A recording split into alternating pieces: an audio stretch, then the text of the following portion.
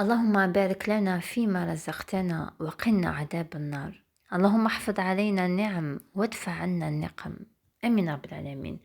السلام عليكم، ان شاء الله تكونوا بخير وبصحه جيده. وقبل ما نبداو في هذا الفيديو نصلوا ونسلموا على سيدنا حبيبنا محمد عليه افضل صلاه وسلام. ان شاء الله تكونوا مهنيين، تكونوا في احسن حال وانتم تشاهدوا في هذا الفيديو دائما مع وصفات حلويات العيد. اكيد حلوه الطابع اللي ما نستغناوش عليها البنات، لا في طاوله العيد ولا في طاوله يعني تاع ايام العاديه. حلوه الطابع محبوبه، نحبوها بزاف، سيرتو هكا مع قهوه حليب. في صباح العيد نحبو هكا نتناولها مع قهوه حليب. انا حلويات هذوك السكري مستحيل نشرب نتناولهم بقهوه حليب، نحبو هكذا حلوه الطابع ولا خبز الدار ولا ممكن مسكوتشو، لكن حلويات هذوك الحلوين مع قهوه كحله وحدها. على بركة الله. أكيد حلوة الطابع يعني درتها معكم آلاف المرات، لكن نحب هكا نشاركها معكم. عندي هنا كاس تاع بيض، هنا للأمانة درت 3 بيضات، والبيضة الرابعة درت بياض والصفر خليته لا دوغور، مع كاس تاع الزيت وكاس ناقص أسبوعين تاع سكر، يعني قريب غير ربع. عندي هنايا زاز ولا قشور تاع الليمون، يعني باش نعطيو هذيك نسمه تاع الليمون.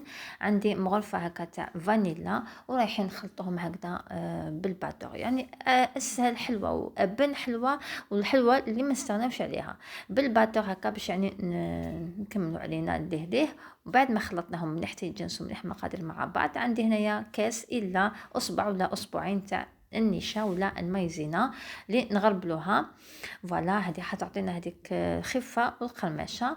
وهنا عندي دو باكي تاع ولا زوج تاع ساشي تاع خميره الحلويات اللي هما 10 غرامات كل باكي، يعني هنا كلش 20 غرام نغربلوهم اكيد. فوالا. وهنا راح نزيد لهم هنا هذا مكون تاني اللي راح يعطيها هذيك الهشاشه، واكيد راح يعطيها بنه سطخوني. راح تحس واحد البنه رائعه.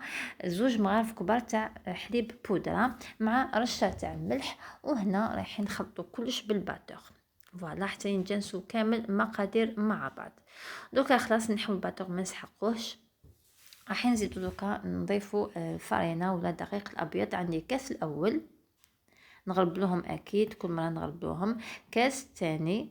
وهنا ما نقيسوش كامل لاباط بيدينا، يعني نروحو غير بالملعقه، ملعقه الحطب من الاحسن. فوالا نخلطو هكا ونشوفوا القوام. هنا درنا 2 كيسان تاع فرينه عاديه مع كاس الا اصبع ولا اسبوعين تاع مايزينا. هذا كاس الثالث تاع فرينه. فوالا نغربلوها ونخلطو دائما غير بالملعقه ونشوفوا القوام تاعها. نقدروا نديروا كاس الا ولا نقدروا نزيدوا لها واحد ربع برك، ولا الا ما نلحقوش، لان هنا حبيت العجينه تاعي تقعد لي طريه. راكم تشوفوا هنايا الطراوه تاعها راهي طريه بزاف. انا هنا راح نزيد معكم نص ولا ربع كيلو تاع فرينه. شوفوا هنايا ربع كاس، لكن ما نروحوا معها تدريجيا، ما نروحوش نصبوه كامل، لاني حبيت العجينه تاعي تقعد لي طريه. لاني كي نزيد راح نخليها ما راحش نستعملها تبدا، راح نزيد نخليها تريح، يعني كي تريح راح يعني تحكم روحها. فوالا زدت لها هكا كميه. ودائما نمسوا العجينه تاعنا بيد ناشفه، يعني اي يعني يد هنا مانيش نخلط بيد الاولى، دونك كي نكونوا بالملعقه نمسوها باي يد، نشوفوها يعني نشوفوا الطراوه تاعها وين لحقت. هنايا حسيت باللي راهي سي بون، يعني كي نزيد نعطي لها هكا وقتها في الراحه راح تولينا مليحه. هنا كاس ما كملتوش، يعني ربع اللي زدتو ما كملتوش، نقدروا نقولوا عليهم زدنا واحد 2 مغارف كبار. نغطيوها نخليوها يعني 15 حتى 20 دقيقه. المهم هذا البنات نوجدوا لي بلاطو تاعنا ونشعلوا الفرن تاعنا. نجيبو هنا، شوفوا هنا لاباط تاعي بعد ما ريحت جات ما شاء الله كانها اون بات صابلي، تكون طريه وما تلصقش اكيد.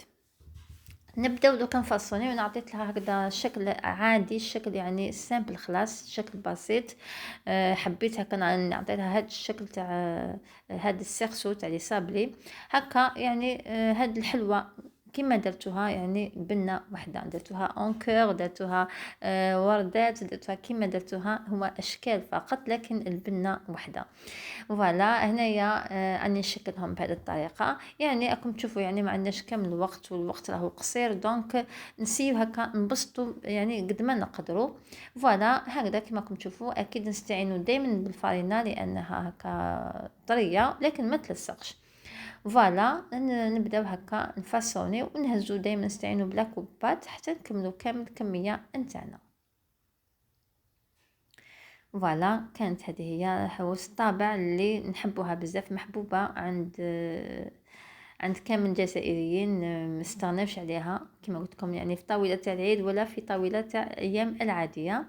فوالا نكمل كامل هكا الحلوه تاعنا حتى نكملوا الكميه تاعنا، واكيد الفرن تاعي اني شعلته هكا باش غير نكمل نطبعها ديريكتومون الطيب.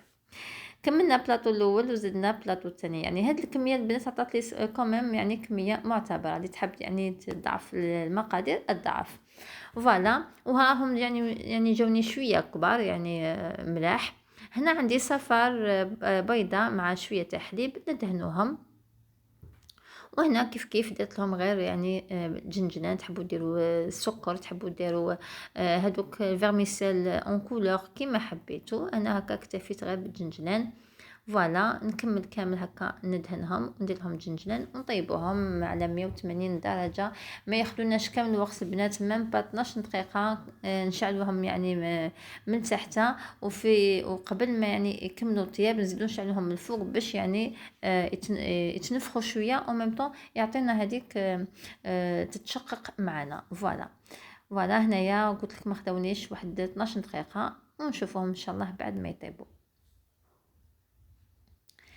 حلوة تاعنا حلوة الطابع المحبوبة راهي طايبة معنا، عطيت لها داك اللون الخفيف، وشوفوا كيفاش راهي مشقة ما شاء الله. حلوة الطابع هذيك ما تشقتش، ملي ما تشقتكمش عرفوا باللي راهي العجينة تاعكم راهي مخصوصة.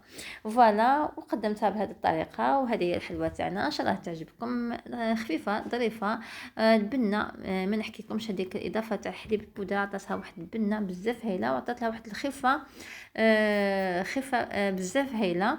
فوالا ان شاء الله تجربوها، هاد الحلوى اللي نقدروا نديروها في هاد الايامات، يعني قد ما تقعد عادي ما يصلها حتى حاجه في اون بواط هكا ارماتيك ولا اون بواط بيان فيرمي هكا، راح تقعد لنا كيما راهي حتى نهار العيد، ولا نقدروا حتى يعني ناكلوها في السحور كي نديروا كميه كبيره عادي. شوفوا القوام تاعها البنات، شوفوا ديك الخفه ما شاء الله. فوالا نقول لكم تهلاو في روحكم البنات، تهلاو في صحتكم، ما تنسونيش تعليقاتكم الرائعه محفزه والبارطاج هكا باش تعمل فائده، واكيد دعواتكم في ظهر الغيب ولكم بالمثل. صحه فطوركم وصحه سحوركم. السلام عليكم.